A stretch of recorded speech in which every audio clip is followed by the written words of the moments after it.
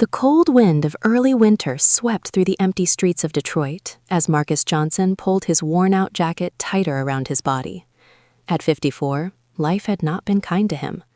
Once a proud U.S. Army veteran, Marcus now lived without a home, without a job, and without hope.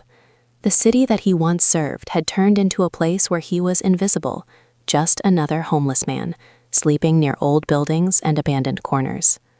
But Marcus carried something others couldn't see. Not money, not status, but memories and pain. He often sat near the old railway station, watching trains pass, remembering the days when he had a uniform, respect, and a purpose. After returning from military service, everything slowly collapsed. Family gone, job lost, and medical struggles he could never fully recover from. He had accepted one truth: life would never give him a second chance. But life was about to prove him wrong. One freezing morning, while sitting near a soup kitchen line, a city worker approached Marcus. "Are you Marcus Johnson?" Marcus nodded slowly, confused. The man handed him a sealed envelope. "This is for you. It's legal." Marcus almost laughed. Legal papers? For a homeless man?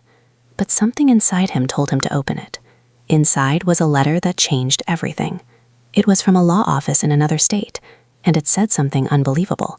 You are the sole inheritor of a property located in rural Kentucky, a farm. Ownership transfer fee, $5. Marcus blinked, read it again. A farm? Him? For $5? He thought it was a joke, some kind of scam, but the documents were real. Official stamps, legal signatures, and one final line made his heart stop. Property condition, abandoned for over 30 years. With his last few dollars, Marcus bought a bus ticket, not because he believed it, but because he had nothing left to lose. The journey took him far away from the city noise into deep countryside silence. As the bus moved through green fields and old roads, Marcus felt something strange. Hope, something he had not felt in years. When he finally reached Kentucky, the air was different, clean, quiet, almost frozen in time. A taxi dropped him near a dirt road, and there it was. The farm looked like it had been forgotten by the world. Broken wooden fences, a collapsed barn, wild grass growing everywhere. The house stood in the middle like a dying memory. Paint peeling, windows cracked, silence everywhere. Marcus stood still. "This is mine?" he whispered. The land didn't feel rich, it felt dead. But something deep inside told him to walk forward. As he pushed open the creaking wooden door, dust filled the air. The floor groaned under his feet. Cobwebs covered the corners. The smell of time itself filled the house. He was about to leave when he noticed something strange. A part of the wall didn't match the rest. It was newer, hidden, and slightly hollow. Marcus frowned. Slowly, he placed his hand on it. It felt different. He grabbed an old metal rod from the barn and tapped the wall again. Knock, knock, hollow. There was something inside, something hidden for years. His heart began to beat faster. For the first time in years, Marcus didn't feel homeless. He felt like something had finally found him, and what was inside that wall was going to change his life forever. Marcus stood in the silent, decaying farmhouse, staring at the hollow section of the wall. His hands were shaking, not from cold this time, but from something deeper. Curiosity. He had nothing in life, yet for the first time in years, he felt like he had something worth discovering. He stepped back, grabbed an old iron rod from the barn, and slowly began breaking the weak wooden panel. Crack, crack. Dust exploded into the air. The sound echoed through the empty house like a warning from the past. Then, the panel finally gave way. Behind it was not just empty space, but a small hidden compartment carved into the wall. Marcus froze. Inside the hollow space was an old metal box, rusty, locked, carefully hidden, as if someone had intentionally buried it inside the house to never be found. Marcus slowly pulled it out and placed it on the dusty floor.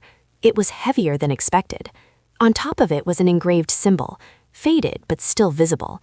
It looked like an old family crest or military insignia. His instincts told him this was not ordinary. He tried opening it. Locked. Of course. But Marcus wasn't ready to stop. He searched the room and found an old nail and hammer. After several minutes of struggle, click. The lock broke. Silence filled the room. Marcus hesitated, then slowly opened the lid.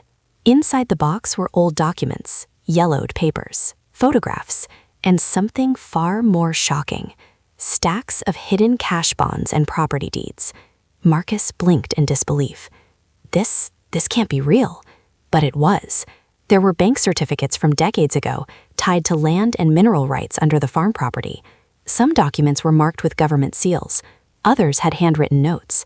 And then he saw a name: the original owner of the farm, a man who had disappeared years ago under mysterious circumstances. Marcus felt a chill. This wasn't just an abandoned farm. It was a hidden asset vault. Someone had intentionally hidden wealth inside this house and sealed it behind walls.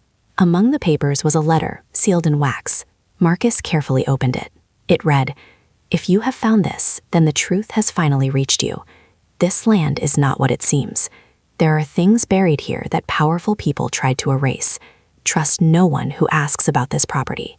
Marcus's hands tightened. His mind raced. Why would someone hide something like this inside a farm? And more importantly, why was it left for him, a homeless veteran? It didn't make sense. Unless this wasn't random at all. As Marcus read further, he discovered mentions of underground storage, secret agreements, and land disputes involving powerful companies. The farm was not just farmland. It was sitting on something valuable underground, something people had tried to hide or control. Oil, minerals, or something else. The documents didn't clearly say, but one thing was certain: this farm was worth far more than $5. Much more. Marcus looked around the empty room. The same walls that had once looked abandoned now felt alive with secrets. And then, a sudden sound outside the house made him freeze. Footsteps. Someone was coming. Marcus quickly closed the box. His heartbeat rose. For years, no one cared about him. But now, it seemed like someone had been waiting for him to find this truth. And whoever was outside might not want him to leave alive.